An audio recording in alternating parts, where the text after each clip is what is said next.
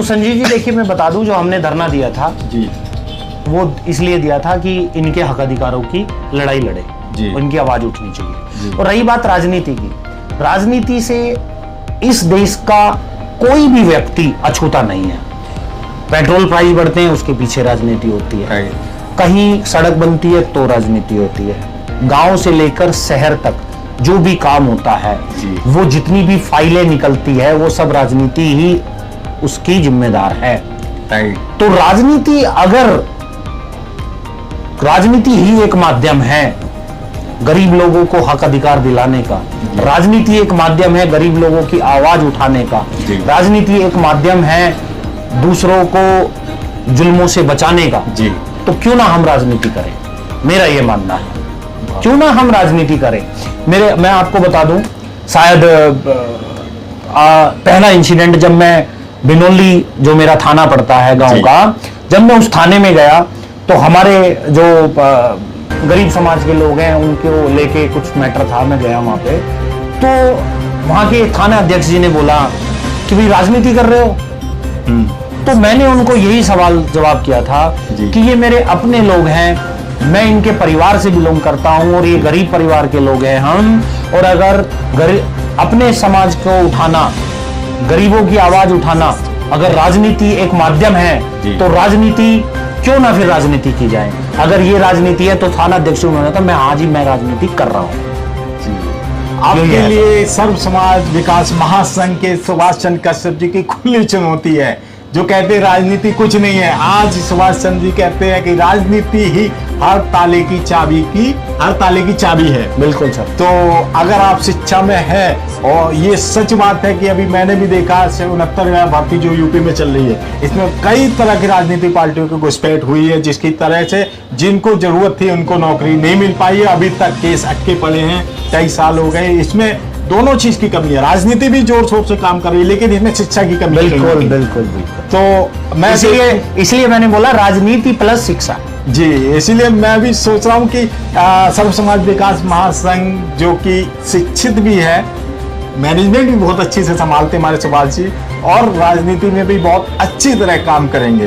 तो हमारा और हमारे समाज का, हमारे लोगों का, जितने लोग देख रहे हैं, जितने लोग संगठन में जुड़े हैं, किसी का भी समय और किसी का भी अपना दिया हुआ बलिदान, एक तरह समर्पण है जो समाज के लिए आपने सेवक राजनीति तौर पे दे रहे हैं, आपका बेकार नहीं जाएगा, एक नया फल लेके आएगा। सुभाष जी, मैं एक और प्रश्न आपसे पूछता हूँ। मिशन 2020 में आप, अभी संगठन आपका ज्यादा पुराना नहीं है, तो बोल सकते 2018 में बिल्कुल। तो अगर चुनाव आता है तो आप किस पार्टी के समर्थन में होंगे कि अपना सिर्फ अपनी पार्टी के साथ में रहेंगे? देखिए, ये एक जो विषय है, किस पार्टी को हम लोग संगठन सपोर्ट करें, क्योंकि संगठन कोई पार्टी तो नहीं है जी, और अभी हम लोग ज्यादा नए भी नहीं है, पुराने भी नहीं है जी।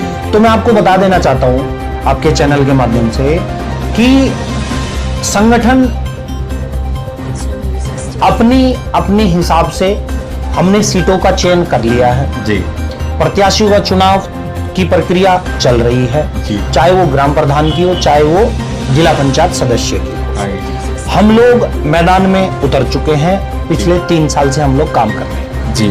और रही बात पार्टी सपोर्ट की, किस पार्टी में जाएंगे या कौन पार्टी सपोर्ट करेगी, देखिए सपोर्ट तो हम पिछले 70 सालों से कर रहे हैं जी। सपोर्ट तो कश्यप समाज 70 सालों से कर रहा है, लेकिन अब सपोर्ट नहीं करना है किसी को, अब हिस्सेदारी लेनी है जी। जैसे जिले में, बागपत जिले में 21 सीटें हैं जिला पंचायत की जी। मुजफ्फरनगर में 40 से ऊपर है, और तमाम जिसमें भी किसी में 25, 30, 35 जितनी जहां भी हिस्सेदारी है। तो मैं कहता हूं कि सर्व समाज विकास महासंघ को जो भी पार्टी जी हर जिले में 5-5 सीटें देंगी, उसका हम खुल के सपोर्ट करेंगे, हमें कोई दिक्कत की बात नहीं है, लेकिन हमें हिस्सेदारी तो मिले जी। और फिर वो 5 प्रत्याशी, चाहे वो हम किसी भी समाज से लड़ाए, हम लड़ाएंगे, प्रत्याशी अच्छे होंगे। जैसे मैंने आपको पहले भी बताया कि शिक्षित व्यक्ति होगा, जी। चरित्रवान होगा, धैर्यवान होगा, सबको साथ में लेके चलने वाला प्रत्याशी हम लाएंगे। जी। लेकिन अब बात सपोर्ट से नहीं चलेगी, मैं आपको चैनल के माध्यम से बता देना चाहता हूं, अगर कोई भी पार्टी हमारे पास आती है जी। तो हम सपोर्ट नहीं करेंगे। अगर हमें हिस्सेदारी मिलेगी तो ही हम सपोर्ट करेंगे। जी हाँ, नहीं तो हम निर्दलीय चुनाव में अपना मन बना चुके हैं। जी, आपको भी बताना चाहते हैं, आप भी अपनी राजनीतिक पार्टी और अपनी शक्तियों को समझें, क्योंकि सुभाष चंद्र जी ने साफ कहा है कि हम किसी का समर्थन सपोर्ट नहीं करेंगे, हम अपनी हिस्सेदारी लेंगे। अगर आपकी हिस्सेदारी अगर आपसे अभी तक छीनी गई है तो अभी वो समय आ गया है, संगठन के साथ जुड़िए और अपनी राजनीतिक शक्ति, अपनी एक वोट की पावर को आप समझिए और अपना सपोर्ट नहीं, आप अपने हिस्सेदारी लीजिए। बिल्कुल। जो आपने 70 साल में खोया है, हमारे पुरखाओं ने और हमारे लोगों ने जितना खोया है वो अब वापस लेने का समय आ गया है, क्योंकि अभी समाज अपना जागरूक होने लगा है, कई हद तक जागरूक हो चुके हैं। कुछ हैं जिनको हमारे सुभाष जी और हम लोग और आप लोग मिलकर उनको जागरूक करेंगे। सुभाष जी, एक बात में इस आपने कहा जो हम हिस्सेदारी लेंगे, जो हमें पार्टी सपोर्ट करेंगे, एक बहुत अच्छी तरह मेरे को ध्यान है, एक बहुत नाम नहीं लेना चाहूँगा, बहुत अच्छी पार्टी है, उन्होंने हमारे कश्यप समाज को बुलाया एक साथ में। कई बार इन लोगों को बोला था समाज का कि हमारा कोई नेता बड़ा क्यों नहीं है, कोई अधिकारी लेवल पे क्यों नहीं है, तो उन्होंने मीटिंग रखी, उन्होंने अपने बोला कि अपने कश्यप समाज से लोग लेके आओ जो इस जिम्मेदारी को संभाल सके। तो जिस दिन उन्होंने बोला उसके अगले दिन उन्होंने किसी एक व्यक्ति के लिए बोला, तो वहां पे लगभग 15-16 लोग पहुंच गए। बिल्कुल। सभी अपना इंट्रोडक्शन दे रहे, सर मैं फलानी पार्टी का राष्ट्रीय अध्यक्ष हूँ, मैं फलानी पार्टी का ये अध्यक्ष हूँ और यहाँ जिला प्रमुख हूँ, कुछ ना कुछ। तो उनका एक कहना था, बहुत आदरणीय व्यक्ति है, सम्मानित व्यक्ति है, बड़ी पार्टी के, उनका एक कहना था कि जब आप लोग आपस में ही सब कुछ हो तो मेरी क्या जरूरत है, मेरे पे आज के क्या लेने आए। बिल्कुल। अपनी पार्टी का बच्चे हो तो मेरे पास क्या लेने आए।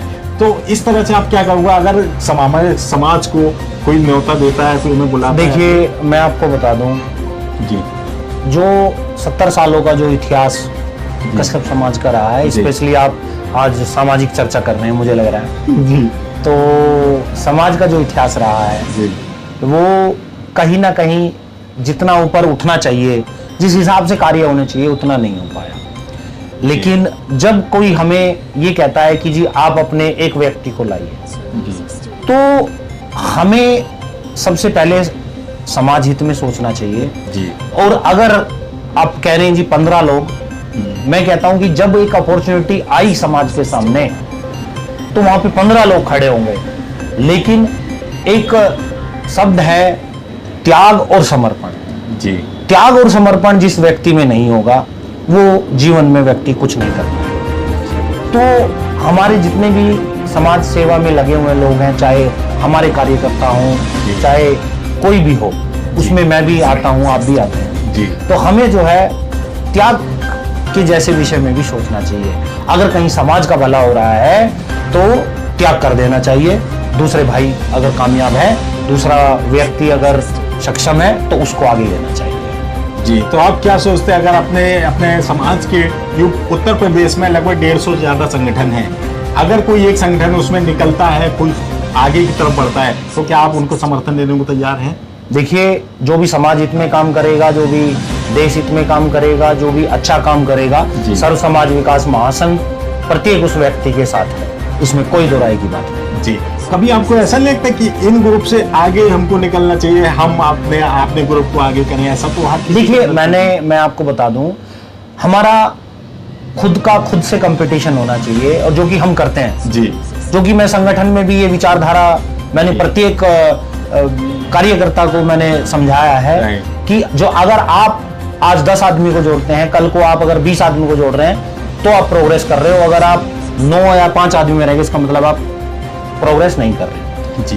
तो जितने भी संगठन है, सामाजिक संगठन बनने चाहिए और सामाजिक संगठन चलने भी चाहिए।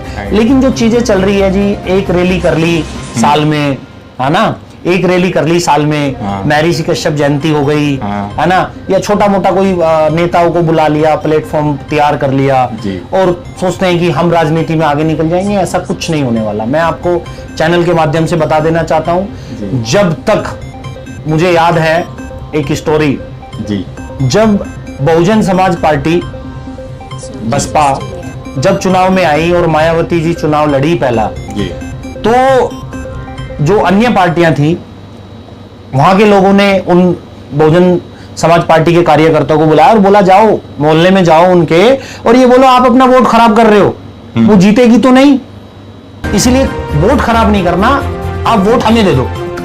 तो वो व्यक्ति वहां पे जाता है और लोगों को इकट्ठा करता है, इकट्ठा करके बोलता है कि ये जो नई पार्टी आई है ये जीतने वाली नहीं है, अगर आप मायावती जी को वोट देते हो तो वो गड्ढे में जाएगी आपकी जी, तो इसीलिए जो जीत रहा है उसको वोट करो, वो काम आएगा आपके। तो तब समाज के व्यक्तियों ने उठकर खड़ा होके बोला था उस व्यक्ति को जी कि गड्ढे में जाएगी, हम गड्ढे में गिरेंगे जी, और अपनी वोट हम गड्ढे में तब तक डालते रहेंगे जब तक वो भर नहीं जाता जी।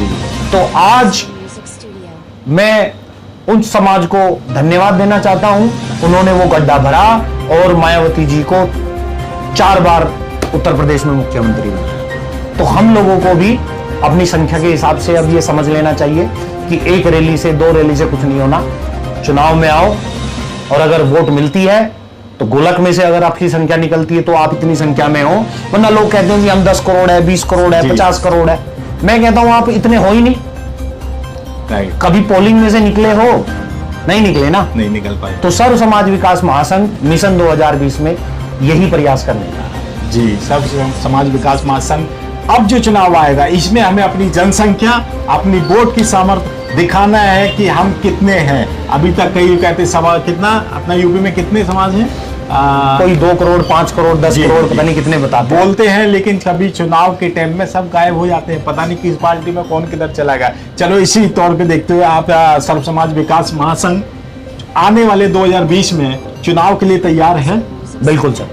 तो इस चुनाव के तैयार होने पे कई जगह ये है कि राजनीतिक मतलब सीट पे खड़े होते हैं किसी जिले में, किसी प्रधानी के या अपना जिला पंचायती के तो सीट है जिस जिले में, प्रधानी का एग्जाम्पल मान के चलो प्रधानी में है तो वहाँ पे एक फिक्स सीट होती है कि प्रधानी का चुनाव यहाँ से इस कास्ट का महिला या पुरुष चुनाव में उम्मीदवार बन सकते हैं। बिल्कुल। तो आपने अभी तक किसको चुनाव किया है, किसको फाइनल किया है? मैं आपको बता दूं, चाहे सीट रिजर्व में जाए जी, चाहे सीट महिला में जाए जी, चाहे सीट पुरुष में जी, अगर पुरुष में है जी सीट तो महिला लड़ सकती है, कोई दिक्कत की बात नहीं।